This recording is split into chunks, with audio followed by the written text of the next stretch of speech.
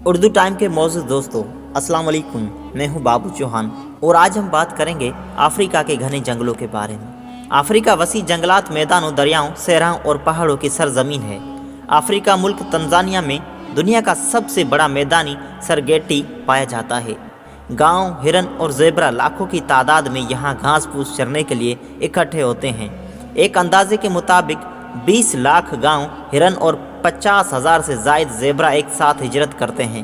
ان کی ہجرت کا مقصد تازہ گھاس اور پانی کا حصول ہے، اور یہ ہمیشہ بارشوں کا پیچھا کرتے، یعنی جہاں جہاں بارشیں برستی ہیں یہ جانور لاکھوں کی تعداد میں اس مقام کا رخ کرتے ہیں۔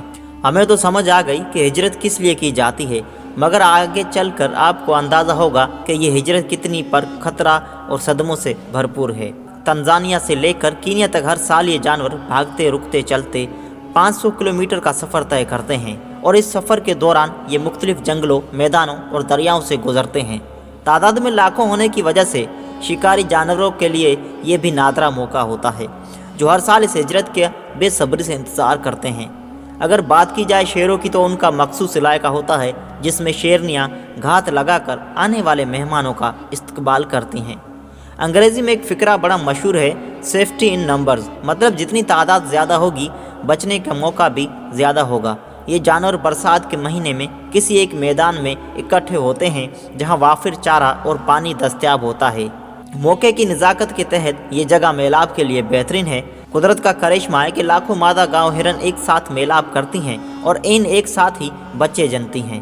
ہجرت کرتے، بچتے بچاتے یہ جانور تنزانیہ اور کینیا کی سرحد پر بہتے دریا مارا پر پہنچتے ہیں، جس کا بہاؤ کافی تیز ہوتا ہے اور کنارہ کافی ڈھلوان نما ہوتا ہے۔ اس دریا کو خونی دریا بھی کہا جاتا ہے، کیونکہ اس دریا میں سینکڑوں دریائے نیل کے مگرمچھ گھات لگائے ہوتے ہیں۔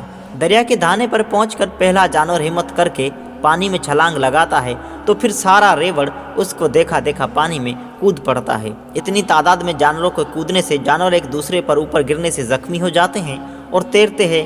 ان میں سے کچھ مگرمچھوں کا شکار اور دریا عبور کرنے کے لیے آگے بڑھ جاتے ہیں، اور آگے شیر موجود ہوتے ہیں۔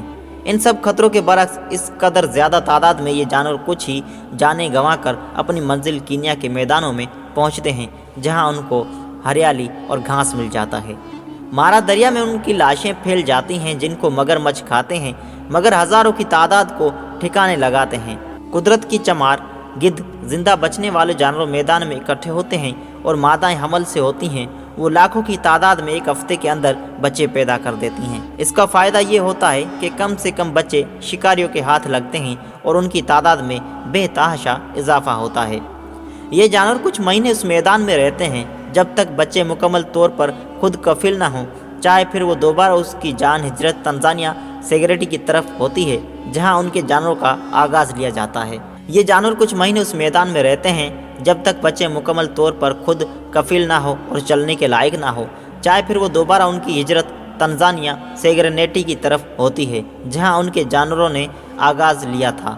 یہ عظیم ہجرت ہزاروں سالوں سے ایسے ہی جاری ہے، اس میں کوئی فرق نہیں آیا۔ اپنی نسل کو بڑھانے اور گوشت خور جانوروں کو خوراک کی فراہمی کے لیے اللہ نے یہ قانون بنایا ہوا ہے۔